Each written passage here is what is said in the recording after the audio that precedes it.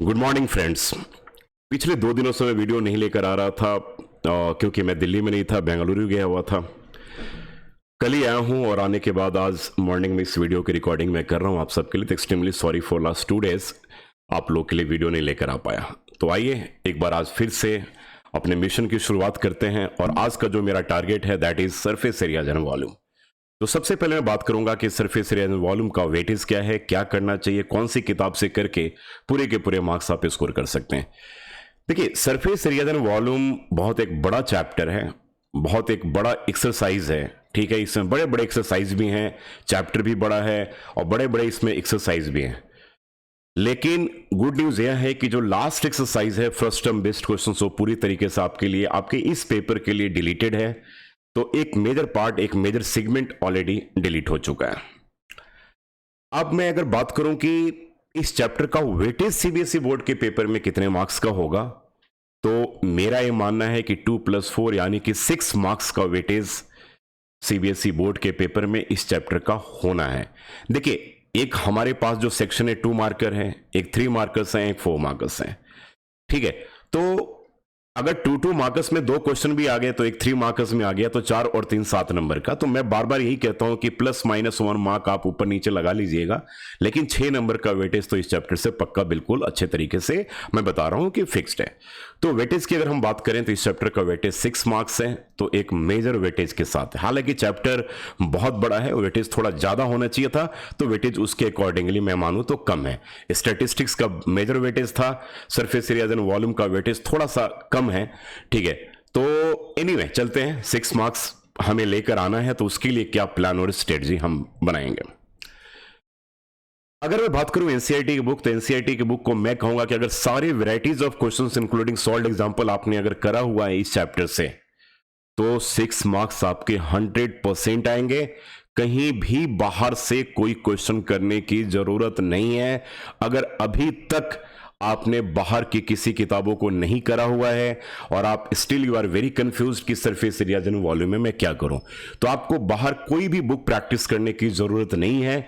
तो मैं आपको रिकमेंड करूंगा कि आप केवल और केवल एनसीईआरटी बुक पे स्टिक करें और उसके कॉन्सेप्ट क्लियर हैं, उसके सारे सॉल्व एग्जांपल, अनसॉल्व सारे क्वेश्चंस आपने बहुत केयरफुली बारीकी से कि क्वेश्चन को सॉल्व करा हुआ है, तो मेरा मानना है कि 6 मार्क्स आपके सीबीएसई बोर्ड के पेपर में आ जाएगा।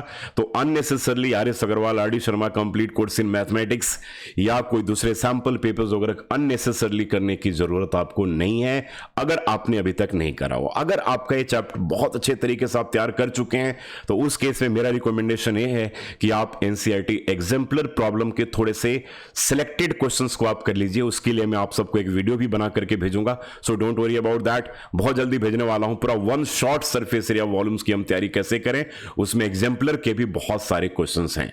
ठीक है, तो 6 मार्क्स हो गया आपका वेटेज। तैयारी कहां से करें, कौन सी किताब को करें, तो उसके केस में मैंने कहा कि NCERT book is more than sufficient. 6 marks बड़े आराम से आ जाएंगे। सारे फॉर्मूलेज का कॉन्सेप्ट आप जरूर अच्छे तरीके से याद रखिए, क्योंकि सरफेस एरिया एंड वॉल्यूम की जैसे ही हम बात करते हैं, दैट मीन्स कि हमारे पास सारे फॉर्मूलेज का कॉन्सेप्ट एक बार प्रॉपर तरीके से दिमाग में आना है। तो बहुत सारे बच्चे फॉर्मूले में ही कंफ्यूज्ड होते हैं। तो जब आप फॉर्मूले सही तरीके से नहीं कर पाओगे, तो सरफेस एरिया वॉल्यूम ऑटोमेटिकली आपके पेपर में मार्क्स नहीं आने हैं, क्योंकि जब फॉर्मूला ही गलत लिखोगे तो फिर तो दिक्कत हो जानी है। अब बात रही कि जब भी आप सीबीएसई बोर्ड का पेपर देने जाते हो, तो मेरा ये रिकमेंडेशन है कि उस केस में आप क्या करें, ठीक है, उसके डायग्राम जरूर बने। और डायग्राम ये नहीं कि आपको पेंसिल से ही ड्रॉ करना, पेन से डायग्राम को ड्रॉ कर सकते हैं, लेकिन उसकी लेबलिंग बिल्कुल प्रॉपर होनी चाहिए। एग्जामिनर की नजर में अगर आपका आंसर शीट प्रॉपर तरीके से आपने प्रेजेंट करके लिखा हुआ है, तो स्टेप्स के ऊपर भी मार्क्स मिलते हैं। लेकिन स्टेप्स के ऊपर मार्क्स तभी मिलेंगे जब आपने इनिशियल स्टेज को करेक्ट करा हुआ, यानी कि जब फॉर्मूले ही गलत करोगे तो आगे के आगे सारे के सारे आपके समसो गलत ही होते जाएंगे। तो फॉर्मूले को जरूर ध्यान रखना है। पेपर में आपको फिगर को प्रॉपर लेबलिंग करके लिखनी है, रेडियस क्या है, हाइट क्या है, स्लांट हाइट क्या है, जो भी what ever it is given in question paper, तो आपको प्रॉपर तरीके से लेबलिंग करनी है। फॉर्मूलेस को जरूर याद रखिएगा।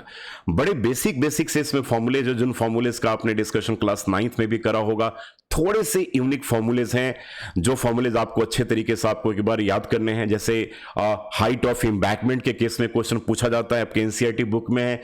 टाइम बेस्ड क्वेश्चन भी आपके एनसीईआरटी बुक में है, ठीक है। तो टाइम बेस्ड क्वेश्चन में बच्चों को दिक्कत आती है, तो इस टाइप के क्वेश्चन थोड़े से एडिशनल प्रैक्टिस कर ले।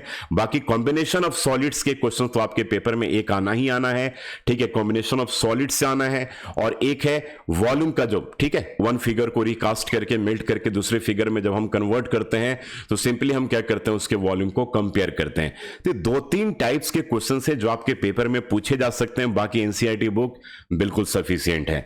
मैं हूं बीके सर। इस वक्त आप BK sir learn and share channel को देख रहे हैं, तो देखने के लिए आप सबको दिल से थैंक्स। चैनल को सब्सक्राइब और लाइक जरूर कीजिए, अपने दोस्तों के साथ शेयर भी कीजिएगा। मैं पिछले 20 वर्षों से मैथ्स पढ़ा रहा हूं, और मेरे द्वारा लिखी हुई 20 से भी ज्यादा किताबें इंडिया में हजार से भी ज्यादा स्कूलों में बच्चे पढ़ते हैं, बच्चों को पढ़ाई जाती हैं। अभी अगर मैं प्रेजेंटली कहूं तो कम से कम 8 से 10 लाख बच्चे मेरी बुक्स को किसी ना किसी सोर्स से जरूर पढ़ते हैं अभी। तो जो मैं बोल रहा हूं आपके लिए बोल रहा हूं, जो मेरा एक मिशन है कि आप सबको एडुकेट किया जाए। अननेसेसरली यूट्यूब चैनल पे जाकर के आप दुनिया भर की चैनल को आप देखते हो, देखने के बाद टोटली कंफ्यूज हो जाते हो, तो कोई कंफ्यूजन की जरूरत नहीं है।